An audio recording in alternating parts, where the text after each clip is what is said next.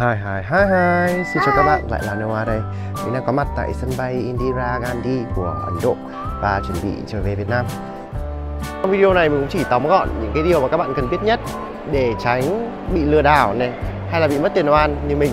Và sau đây sẽ là những điều mà các bạn cần biết trong người lần đầu tiên du lịch Ấn Độ. 1. Vị trí địa lý và lên lịch trình. Ấn Độ là quốc gia Nam Á với diện tích lớn thứ 7 thế giới, hiện có dân số đông nhất thế giới. Ấn Độ tiếp giáp với Nepal, Bhutan, Trung Quốc, Pakistan, Bangladesh cũng như giáp biển Ả Rập và vịnh Bengal. Về múi giờ, toàn bộ Ấn Độ theo múi giờ GMT cộng 5 giờ 30, tức là chậm hơn Việt Nam 1 tiếng 30 phút. Để nhẩm giờ thì bạn hãy lấy giờ Việt Nam trừ đi 1 tiếng 30 phút. Ví dụ, ở Việt Nam là 8 giờ sáng thì bên Ấn Độ mới có 6 giờ 30 sáng mà thôi. Vì Ấn Độ rất rộng nên trong một clip ngắn mình không thể chia sẻ hết mọi điểm đến. Thay vì thế mình sẽ gợi ý cho bạn cách để tự xây dựng lịch trình phù hợp. Điểm đầu tiên đó là không nên ôm đồm quá nhiều nơi trong một chuyến đi. Hãy chọn các điểm có thể đi lại thuận tiện với nhau. Điều thứ hai là cần quan tâm tới thời tiết và địa hình khi chọn địa điểm của nơi bạn định đến, bởi vì nó sẽ ảnh hưởng trực tiếp đến hành lý và sức khỏe. Ví dụ, nếu đi Delhi vào mùa đông thì trời có thể lạnh và bạn cần mang thêm áo ấm. Còn nếu đi vào mùa hè từ tháng 4 đến tháng 6 thì lại rất nóng. Bạn có thể dùng Google Maps, dùng tính năng xem đường để tưởng tượng trước địa hình hay quang cảnh của các khu vực đó. Như vậy thì sẽ dễ dàng cho việc chuẩn bị hơn.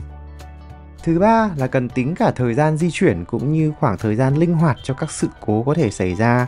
Vì ở Ấn Độ có khá là nhiều trục trặc bất ngờ. Ví dụ mình định đi tàu từ Varanasi đến Gorakhpur nhưng kết quả là tàu của mình bị trễ tới 6 tiếng và quá đông cho nên là mình lại quyết định đi bằng Uber. Thay vì đến nơi lúc 12 giờ trưa, gần 6 giờ tối mới tới nơi. Khi đó thì mình đã chủ động hủy lịch đi Kushinagar là nơi Phật nhập Niết Bàn. Hành trình mình chọn là các điểm có liên quan đến cuộc đời Đức Phật. Các bạn định sẽ đi những điểm nào? 2. Visa và nhập cảnh. Tuy người Việt Nam không được miễn visa Ấn Độ, nhưng việc xin e-visa trước khi bay rất dễ dàng. Mình đã làm một video hướng dẫn chi tiết việc xin e-visa.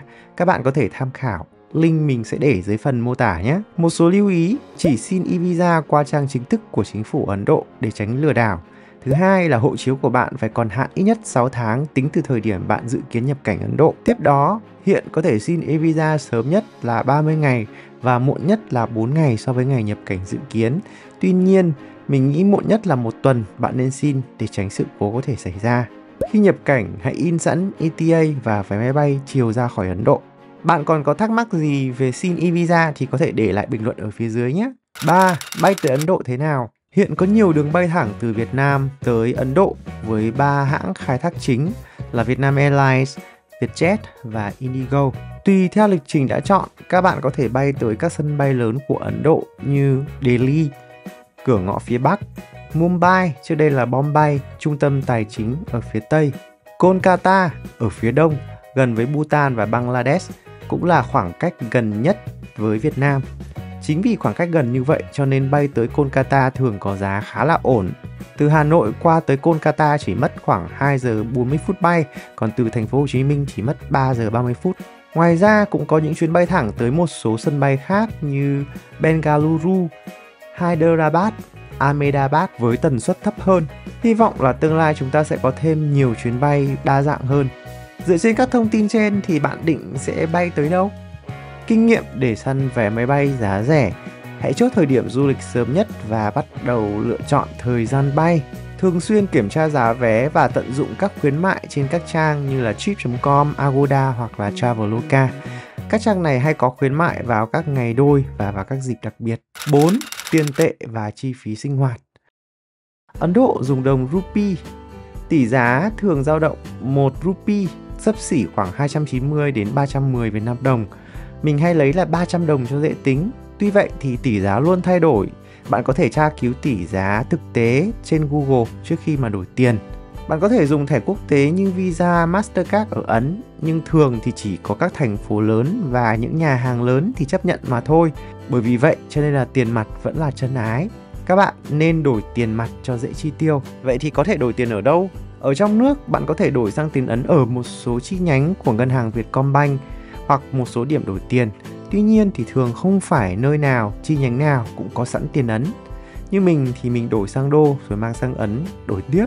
Ở Ấn có rất là nhiều điểm đổi tiền từ đô, phổ biến nhất là đổi ở sân bay, nhưng lưu ý một chút đó là tỷ giá rất thấp, bù lại là đủ tiền và đảm bảo không có tiền giả. Kinh nghiệm là bạn nên đổi một ít ở sân bay đủ để chi tiêu cơ bản, rồi tới nơi có tỷ giá tốt hơn đổi sau.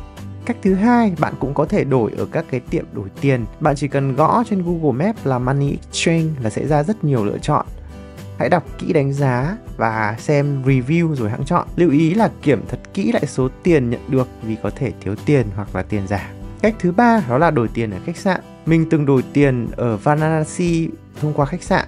Nhìn chung giá của khách sạn sẽ có tỷ giá ở giữa, tốt hơn ở sân bay và thấp hơn ở các điểm đổi tiền bên ngoài. Nếu muốn biết khách sạn mà bạn sẽ ở có đổi tiền hay không, bạn có thể nhắn trước với họ. Ngoài ra, bạn có thể rút tiền qua ATM. Tuy nhiên, một lần nữa phải nói là phí rất cao và tùy thuộc vào ngân hàng của bạn nữa.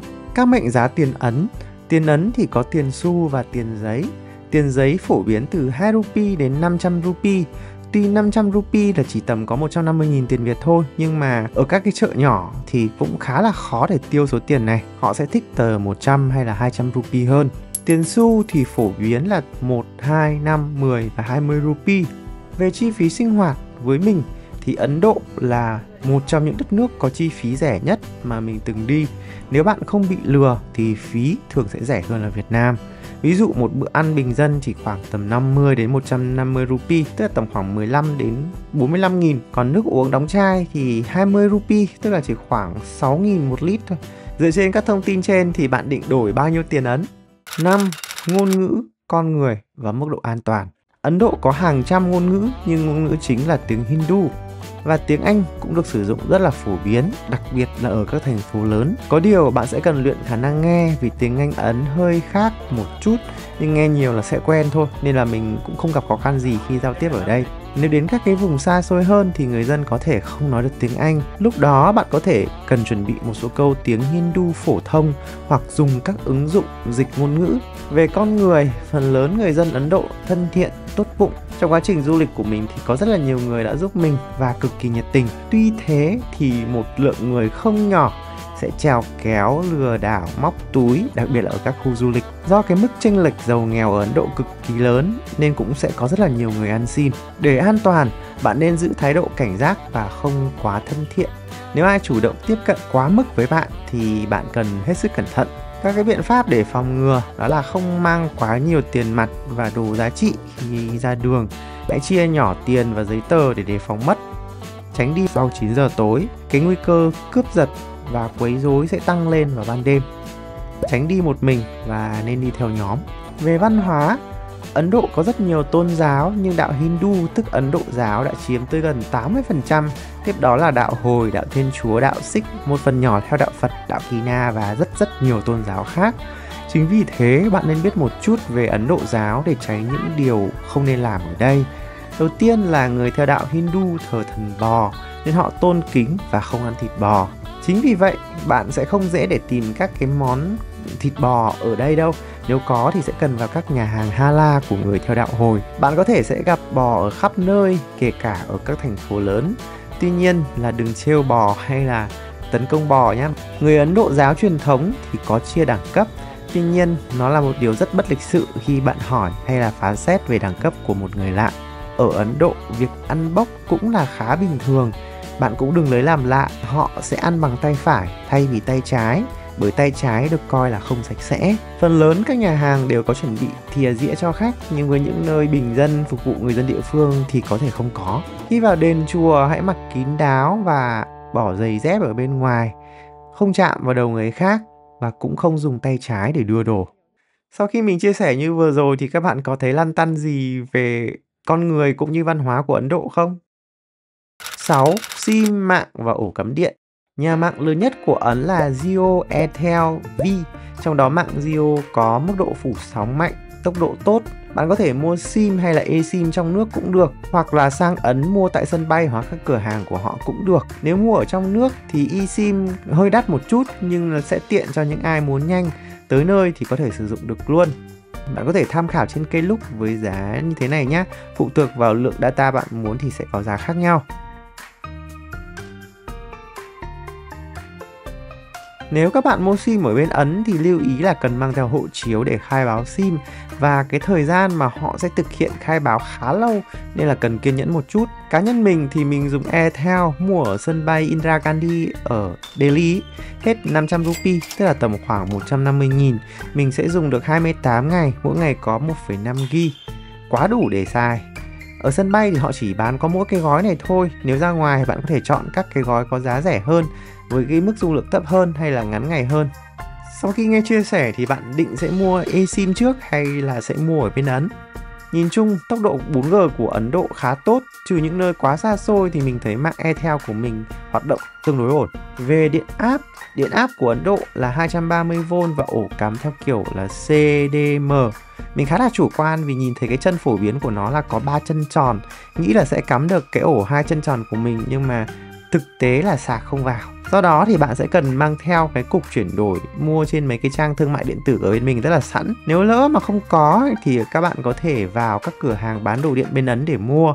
Mình đã mua cái cục chuyển đổi này ở Varanasi với giá là 65 rupee, tức là khoảng 20.000. Rất là rẻ. 7. Phương tiện di chuyển. Đầu tiên, với di chuyển xa, phương tiện rẻ nhất chính là tàu hỏa. Giá vé tàu còn rẻ hơn là cả giá xe buýt nữa. Tuy nhiên, vì giá rẻ nên các bạn cần phải book vé sớm, đặc biệt là vào các dịp lễ hội. Đừng để như mình là mình đã không thể mua vé từ Gaya đến Varanasi được. Chọn vé tàu hãng tốt một chút và có điều hòa, bởi những cái hãng tàu thấp hơn thì rẻ đấy nhưng mà hơi tệ. Để mua vé tàu, các bạn có thể mua vé online trên trang chính của Ấn Độ. Mình sẽ để đường link trong phần mô tả nhé. Với cái trang chính này thì nó sẽ hơi lằng nhằng khi mà các bạn cần xác minh số điện thoại. Thay vì thế, bạn có thể nhờ khách sạn ở bên Ấn đặt hộ, hoặc là các bạn có thể sử dụng các trang như là 12Go Asia để đặt. Vé có thể sẽ đắt hơn một chút nhưng mà không cần xác minh số điện thoại. Tàu ở bên này rất có thể sẽ khởi hành trễ. Tiêu biểu như chuyến đi mình đã nói ở trên là trễ tới 6 tiếng. Vì vậy họ có một cái ứng dụng có thể kiểm tra trạng thái của chuyến tàu, có tên là Confirm Ticket. Phương tiện phổ biến tiếp theo đó là xe buýt. Các bến xe của Ấn thì khắp nơi, tuy nhiên thường những cái xe mà có hạng ghế rẻ thì rất không thoải mái. Bạn có thể tham khảo cái chuyến đi xe buýt của mình từ Gaya đến Varanasi. Nếu mà các bạn muốn trải nghiệm dễ chịu hơn thì nên chọn các loại xe đắt một chút. Để đặt xe, các bạn có thể đặt qua các app như là Redbird của Ấn. Xa hơn một chút là đi taxi hoặc là Uber. Giá nhiên liệu của Ấn rất là rẻ luôn, nên nếu mà các bạn di chuyển trong khoảng 200 km đổ lại thì có thể đi bằng taxi cũng được. Giá cũng sẽ không phải là quá đắt. Và một lựa chọn tất nhiên đắt nhất nhưng cũng an toàn nhất đó là máy bay. Nếu mua được vào các dịp khuyến mãi thì chặng nội địa của Ấn, nhất là bay của Indigo ấy, rất là rẻ. Thứ hai là di chuyển gần trong nội thành. Phương tiện phổ biến nhất ở đây khi di chuyển chính là rickshaw hay là tuk tuk. Nếu các bạn đứng đường và vẫy trực tiếp tuk tuk thì có thể cần mặc cả một chút. Mình hay nhờ lễ tân khách sạn gọi hộ sẽ có giá ổn hơn. Ở các thành phố lớn sẽ có các cái ứng dụng đặt xe như là Uber hay là Ola. Bạn có thể cài các cái app này ngay khi các bạn mua SIM và có số điện thoại của Ấn. Đặc biệt là nếu các bạn đi từ sân bay về thì cứ Uber với Ola và né taxi truyền thống, thậm chí là taxi đặt trước ra. Bởi vì mình đã từng mất tới 1.500 rupee cho quãng đường có hơn 3 km từ sân bay về tới khách sạn. Chủ quan là tin tưởng cái dịch vụ taxi đặt trước, nhưng mà thực tế thì không. Ở các thành phố lớn như là Delhi, Mumbai hay Kolkata cũng có hệ thống metro và xe buýt. Giá khá là rẻ, bạn có thể tra cứu các cái tuyến này trên Google Maps. Ở một số nơi các bạn cũng có thể thuê xe máy. Giao thông của Ấn là đi về phía tay trái, cho nên các bạn cần hết sức cẩn thận. Bạn còn có thắc mắc gì về các cái phương tiện ở trên không? Nếu có thì hãy để lại bình luận ở phía dưới nhé. 8. Ẩm thực và lưu ý về vệ sinh. Ẩm thực Ấn Độ rất đa dạng, có thể nói đây là một trong những nền ẩm thực phong phú nhất trên thế giới. Mỗi một bang sẽ có món đặc trưng và thậm chí có cách nấu khác nhau. Họ nổi tiếng với các cái món cay, nồng mùi gia vị masala. Phổ biến nhất sẽ là cơm, naan hay dosa ăn với cà ri. Hạt gạo của Ấn thì sẽ dài và khác so với cả hạt gạo Việt Nam, nên nếu bạn nào mà không ăn quen thì sẽ thấy hơi nhạt. Nhìn chung, đồ ăn Ấn có giá khá rẻ, từ 20.000 đến 60.000 là đã có một cái món bình dân rồi. Và nhiều nơi họ bán đồ chay phù hợp với những người ăn chay trường. Về vấn đề vệ sinh, lưu ý một chút đó là các bạn cần uống nước đóng chai, không nên uống nước máy, kể cả là cái nước máy đã đun sôi.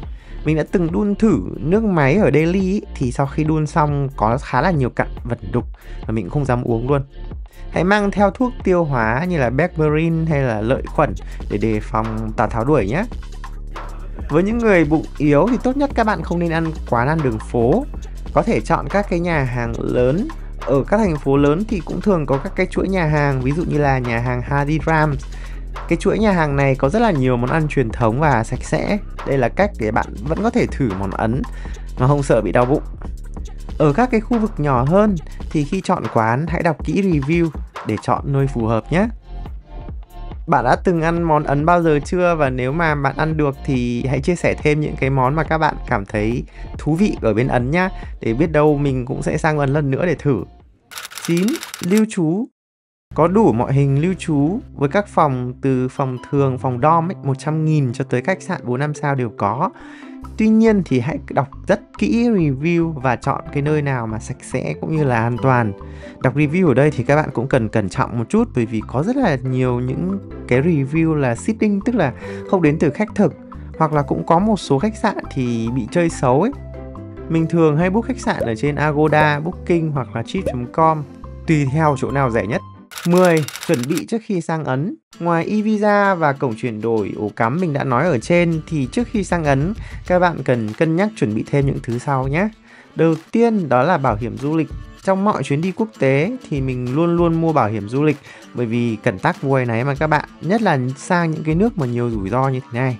Thứ hai đó là cài đặt sẵn các ứng dụng mình có kể ở trên như là Google Maps này, Ola này, Uber này, và đặc biệt là hãy cài WhatsApp, vì ở bên Ấn mọi người hay giao tiếp với nhau qua cái ứng dụng này, nhất là khi mà các bạn cần nhắn cho khách sạn hay là lái xe chẳng hạn. Thứ ba là chuẩn bị đồ ăn. Mình thì ăn được đồ Ấn, tuy nhiên là không phải ai cũng ăn được đồ của Ấn đâu, cho nên các bạn nên mang theo một số ít đồ ăn sẵn ở Việt Nam. Thứ tư, bên cạnh các cái thuốc tiêu hóa mình kể trên, hãy mang theo nước rửa tay, xịt sát khuẩn để khi cần thì có thể sử dụng. Theo bạn còn cần chuẩn bị gì nữa không nhỉ? Đây là những cái điều mà mình nhớ thôi. Trên đây là 10 điều mà các bạn cần biết trước khi du lịch Ấn Độ. Vì video đã khá dài nên nếu có thắc mắc gì các bạn hãy để lại câu hỏi, cũng như nếu thấy có gì chưa đúng thì có thể bổ sung thêm nhé. Hy vọng video này giúp cho bạn tự tin hơn trước khi khám phá đất nước đầy màu sắc và đa dạng này. Nếu thấy hữu ích hãy like và chia sẻ nhé. Còn bây giờ thì xin chào và hẹn gặp lại các bạn trong các video tiếp theo.